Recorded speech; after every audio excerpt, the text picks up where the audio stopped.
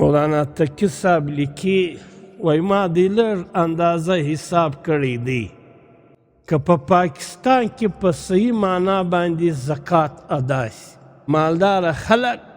خپل زکاتونه ادا کړي او پر صحیح طریقه یې ادا کړي په ګرد پاکستان کې به غریب سړی نشي پیدا په ګرد پاکستان کې به د غربت خاتمه وشي لیکن خلک زکاتونه نه ادا کوي او بیا کې ادا کوي پرایه نه ادا کوي اټکل حساب ورته کوي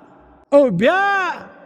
چې دا اټکل یې ادا کوي پر صحیح ځای باندې نه استعمالوي او دا ډېره اهمه مسله ده په یو روایت کې نبی علیه الصلاة وسلام فرمایي د کم مال چې ته زکات نه ادا کوې دا دغه مه بوله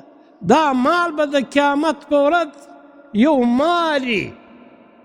پر سر باندې بې ویشتل نه یي د ډېر د زهرو په وجه سره او دا به ستا په غاړه کې تا به وایي او تا ته به وایي چې زه ستا هغه مال یم چې په دنیا کې تا جمع کوله او تا زما زکات نه ادا کوئ لہذا دا زموږ ډېره غریبه معاشره ده مسکینه معاشره ده و کم چاته چې الله پاک ښه رزق ورکړی دی ګوره دا زکات الله پاک پر تا تر هغه وخته پورې نه فرض کوي چې ستا په جیب کې 40 روپۍ نه یې دراچوي چې کله ته د 40 روپۍ مالک یې نو تا ته وایي اوس دا یوه روپۍ زما په لار کې خرڅه پر غریب یې نه دی ایښی الله پاک تا یواره مالداره کې بیا درته ووایي ستا په جیب کې 40 روپۍ در واچوي